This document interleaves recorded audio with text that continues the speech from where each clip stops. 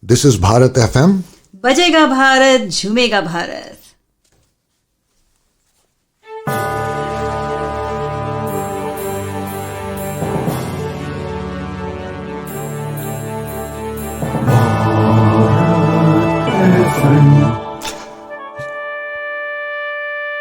ये है Bharat FM.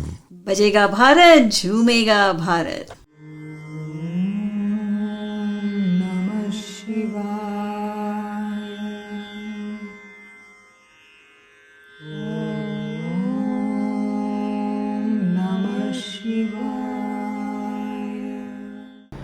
Namaskara. Today, as the calculus of life remains unchanged, unabated, we present to you our latest production, the story of the Ash Demon. Travel with us to enchanting forests, mythical lands, and the snow-capped mountains of the great Himalayas.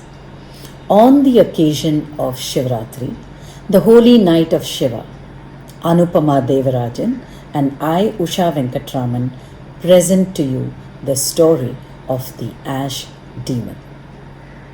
In this story, Shiva plays games, yes, with his cohort Mohini.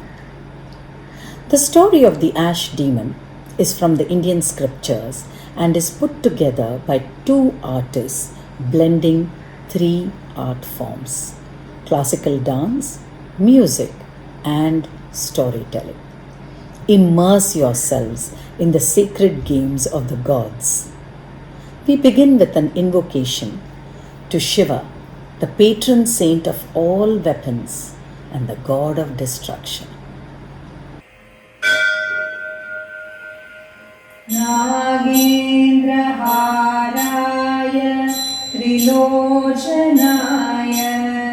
भस्माङ्गरागाय महेश्वराय नित्याय शुद्धाय दिगम्बराय तस्मै नकाराय नमः शिवाय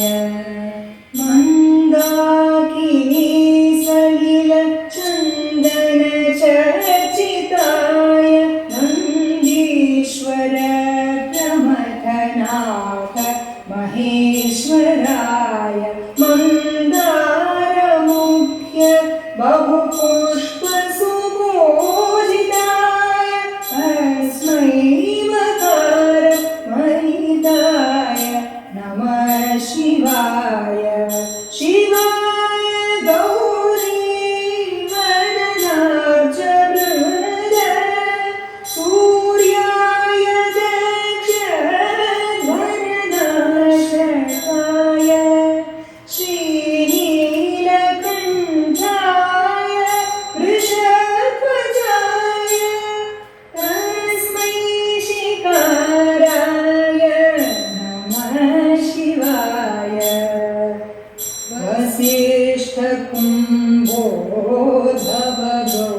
वसिष्ठकुम्भोद्धवगौतमाय मुनीन्द्रदेवार्चितशेखराय चन्द्रार्कवैश्वानरलोचनाय तस्मै वकाराय नमः शिवाय यशस्वरूपाय जटाधराय पिनाकहस्ताय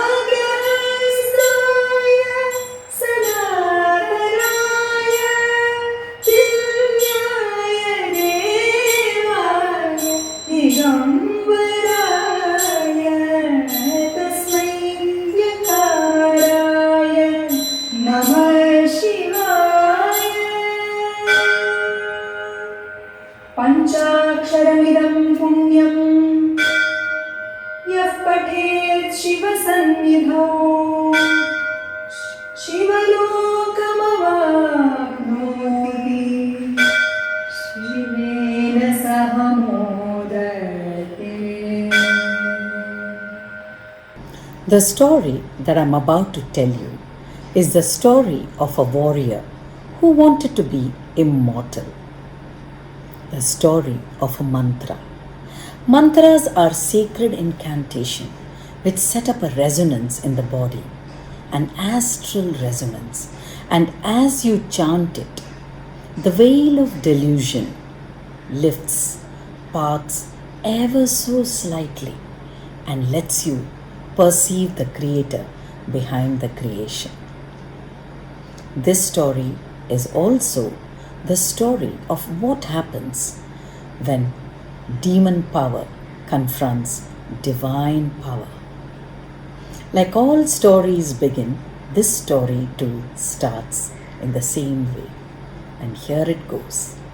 Once upon a time, long time ago, so long ago, it was in the higher ages, where consciousness was more refined. Gods and demons walked among us in human form, and magic was a part of our life. In those times, there lived Bhasmasur or Brahmasura, as he was called. Now, Bhasmasur was handsome, rich, good-looking, powerful, very strong. What more could anyone want? Well, he wanted a lot more, certainly. Bhasmasur was ambitious. He wanted to be the master of the universe. He wanted to be immortal. And he knew what he had to do. Pray, of course. It's elementary, my friends. Where does Bhasmasur go? Where do all people go? Of course, to the Himalayas. Yes, the Devabhumi, the abode of the gods. So Bhasmasur travels through forests and meadows, ridges and canyons, lakes and rivers, and reaches the foothills of the Himalayas. And then he passes through the mighty spine of the Himalayas and goes beyond to foreboding places, hauntingly beautiful, where no man has ever gone before. And here, guided by his inner guidance, Bhasmasur reaches the spot, the sacred spot, where he sits down and begins his meditation and prays to Shiva.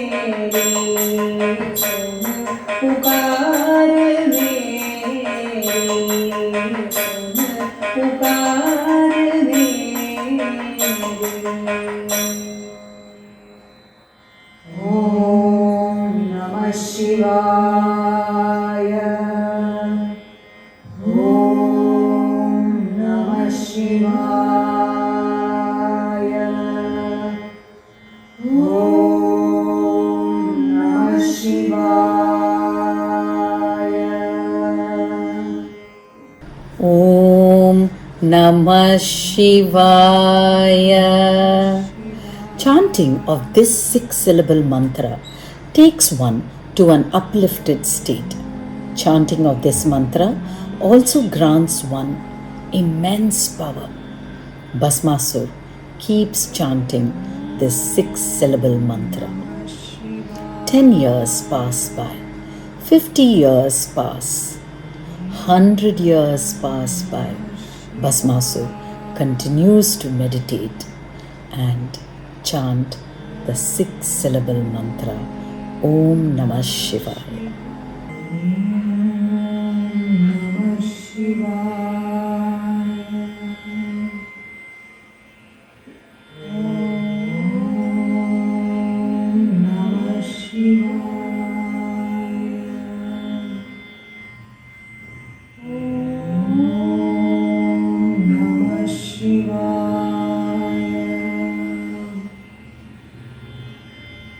नमस्तेऽस्तु भगवन् विश्वेश्वराय महादेवाय त्र्यम्बकाय त्रिपुरान्तकाय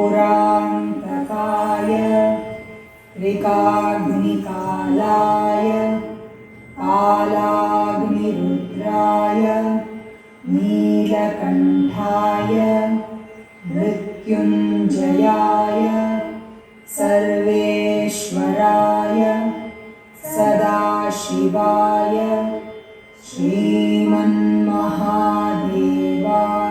नमः.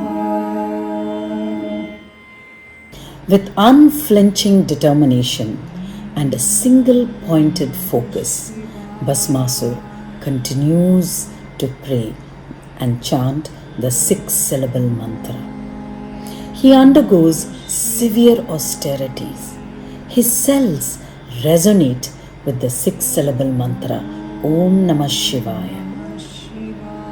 You know, friends, it's easy to forego food and water, but to forego sleep is the most difficult. But such is the nature of Bhasmasur's will and determination that he continues to meditate and chant Om Namah Shivaya. 200 years pass by. His austerities continue. During winter months, he stands in the middle of the icy river and meditates. During summer, he stands on the exposed ledge of the mountains and meditates. Such is the nature of his will.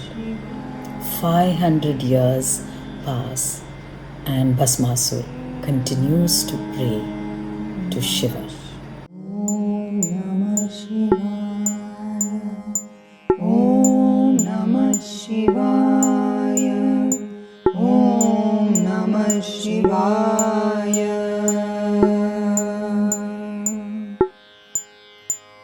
जटाटवी गलज्जलप्रवाहपावितस्थले गलेवलम्ब्यलम्बितं भुजङ्गतुङ्गमालिकां डमड्डमड्डमड्डमन्निनादवारमर्वयं चकारचण्डताण्डवं तनोतु नः शिवम्.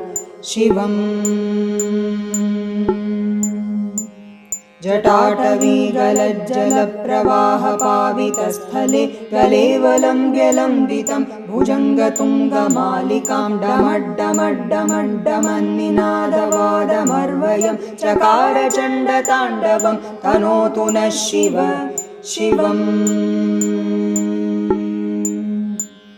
जटाटवी गलज्जलप्रवाहपावितस्थले गलेवलम्ब्यलम्बितं भुजङ्गतुङ्गमालिकां डमड्डमड्डमड्डमन्निनादवादमर्वयं चकारचण्डताण्डवं तनोतु नः शिवम्.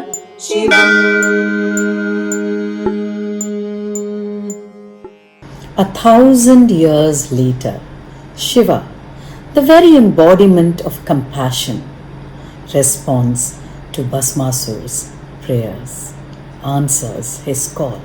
It is said Shiva is a great yogi who has no desires but fulfills the desires of his devotees.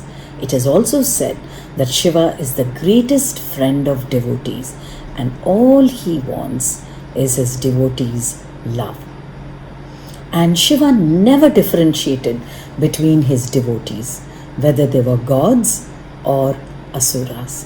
What mattered to him was their love and determination. And so it was Shiva, the embodiment of compassion, manifests or stands in front of Bhasmasur. And Bhasmasur, in his inner vision, can see the luminous form of Shiva. How does Shiva look? Shiva appears dark, blue-skinned, tall, very tall as the mountains that surround him. His physicality, his presence is inexpressible. Smeared in ashes, wearing the skin of the tiger, it is said the skin represents the creative force of the entire universe. Around his neck is a cobra coiled many times around with its hood pointed in the center. The hood is in the center of Shiva's chest, merely an adornment for Shiva. His matted locks fly in all directions, spread and flying in the wind, and on one side of the top knot is the cooling glow of the moon, from whom we measure time, for Shiva is timeless. And in his hand he holds the mighty trident. The three pointed ends of the trident represent the three gunas: Sattvic, Rajas, Tamas, the interplay of which creates the universe. For Shiva, all this is merely an ornament, an adornment. The immanent form of Shiva stands before Bhasmasur as he responds to his devotees' call. Time stands still, my friends. There is stillness.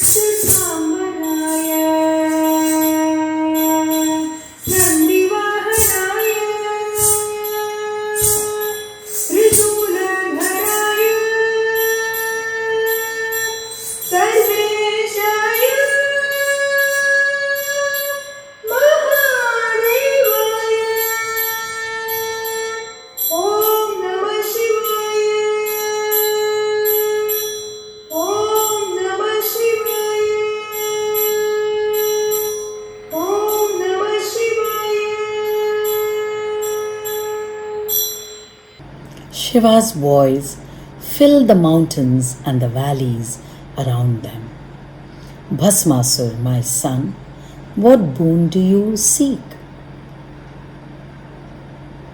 Here comes trouble, my friends. I kid you not. No sooner had Shiva popped out that question, Bhasmasur said, O Lord my God, you're the patron saint of all weapons, physical, astral, and celestial. Will you please grant me immortality? Shiva shook his head and said no. Not at all. Not possible, Bhasmasur. Impossible. You're asking for the impossible. This is against the law of nature. Everyone who is born has to die. Ask for some other wish, said Shiva, and he remained unmoved and resolute. Bhasmasur pouted. Oh, he had so wanted to be the master of the universe, but looking at Shiva's unyielding form, he knew no amount of cajoling and pleading would work with Shiva. He had to do some quick thinking. What should I ask? And then he said in a rush, O Lord my God, let all that I touch be reduced to ash. Shiva, my friends, for all his 3 eyes, was pretty short-sighted here. You see, Shiva was duty-bound to grant Bhasmasur a boon. After all, the demon had prayed feverishly and fervently. So Shiva said, with his hands raised in benediction, "So be it, Tathastu." No sooner had the words left Shiva's mouth, he winced. He realized his folly, and Shiva looked at Bhasmasur, who was looking at his hands with an evil intent and with an evil grin on his face. Bhasmasur let out a manic laugh.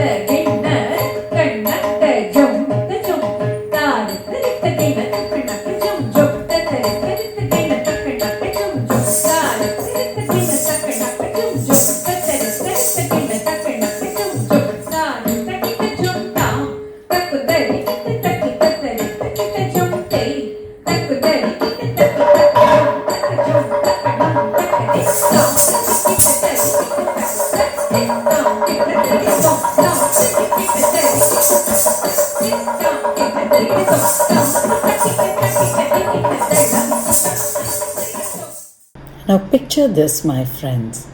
Bhasmasur with an evil manic grin on his face, hand outstretched, running behind Shiva, and Shiva with his dreadlocks streaming in the wind, darting anxious glances behind him, running away. Shiva quickly thought of a solution. He mentally teleported himself to Vishnu, his friend Narayana, and said, "Oh Narayana, you got to bail me out of this sticky situation that I find myself in." And Vishnu grinned and nodded. And Shiva continued to run through the forest.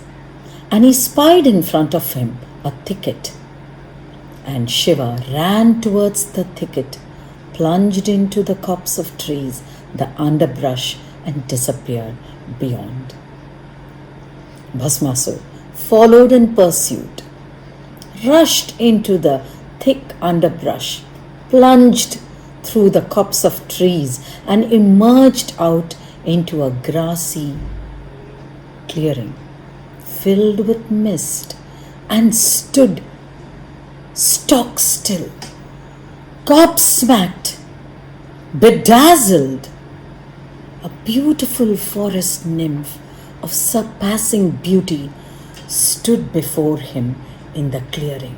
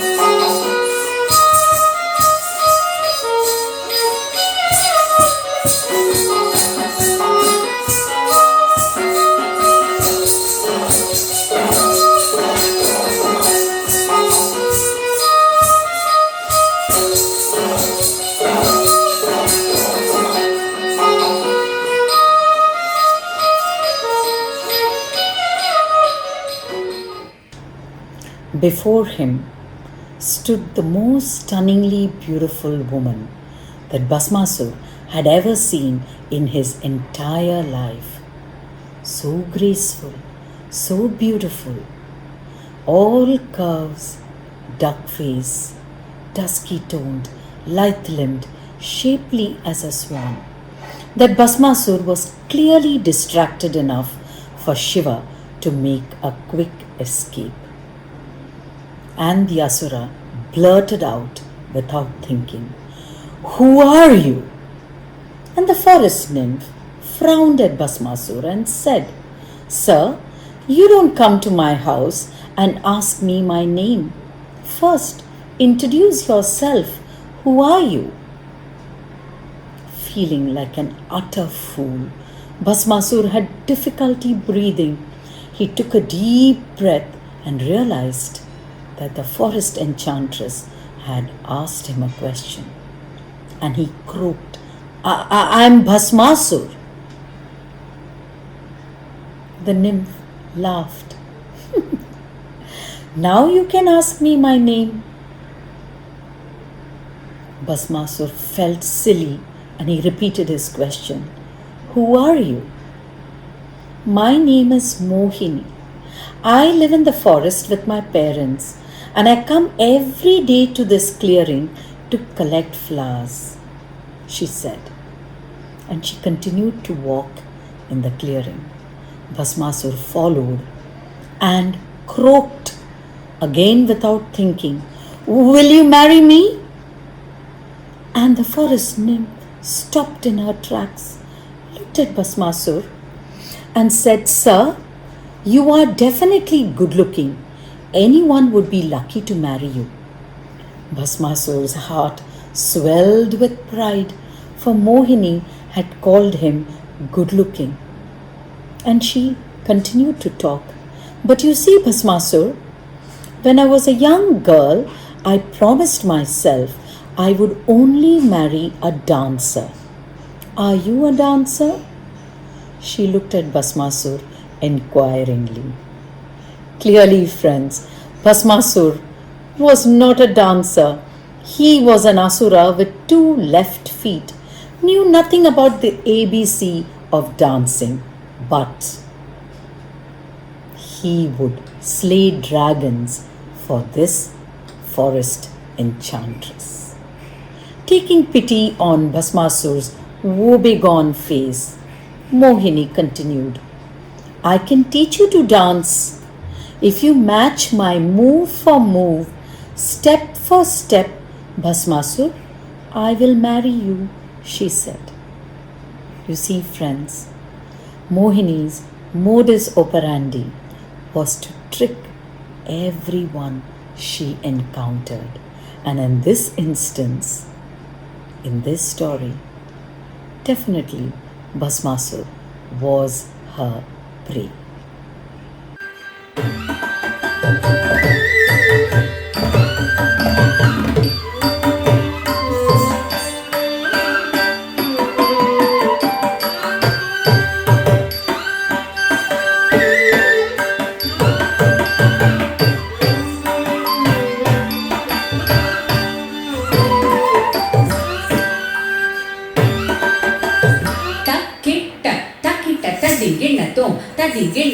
Tadinginnatum.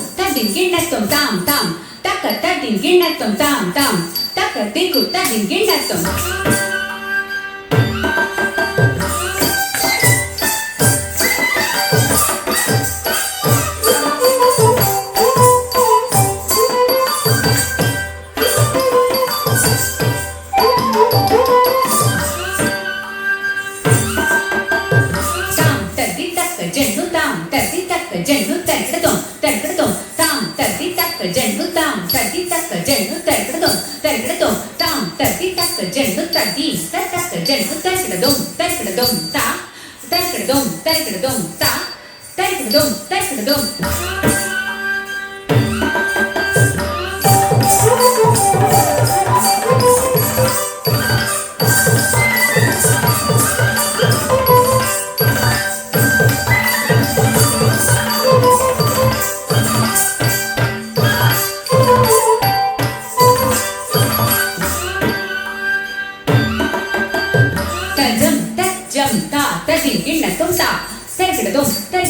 tarkadum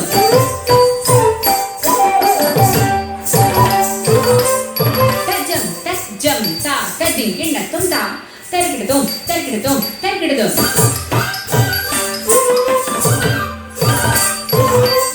tajam tarkadum tarkadum tajam tarkadum tarkadum tarkadum tarkadum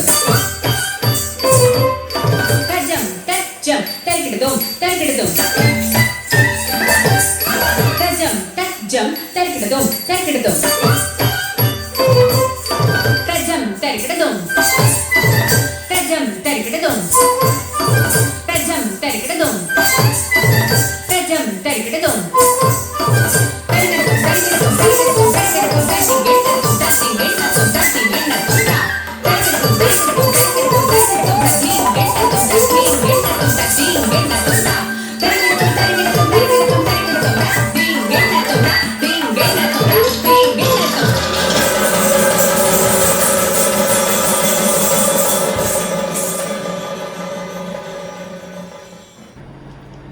The final pose was Bhasmasur's undoing. A trick that worked. Unfortunately for Bhasmasur, his powers worked. Poof! He was instantly reduced to a pile of ash. Mohini stood there looking at the ash where Bhasmasur stood. And Shiva appeared in the clearing, thanked Mohini. Thank you for saving my skin and bailing me out, my friend. Mohini transformed into Vishnu and said, anytime, my friend, but take caution before you grant wishes to anybody. Yes, I will, definitely, said Shiva. The two friends hugged each other, grinned, and went their separate ways. Vishnu to his house, Vaikunt, and Shiva to his abode, Kailas, to the icy caves of Kailas, singing all the way home. समय का खेल निराला रे भैया, समय का खेल निराला, समय का खेल निराला रे भैया, समय का खेल निराला, समय के आगे झुकना पड़े चाहे वो हो बड़ा बल वाला रे भैया, समय का खेल निराला रे भैया, समय का खेल निराला. Thank you everybody. Namah Shivaya.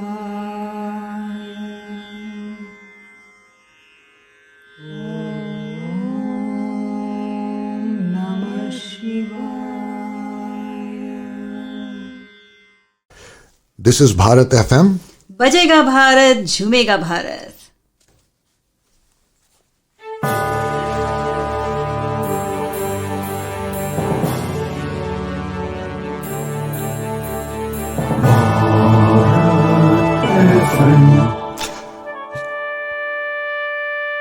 ये है भारत FM. बजेगा भारत, झूमेगा भारत.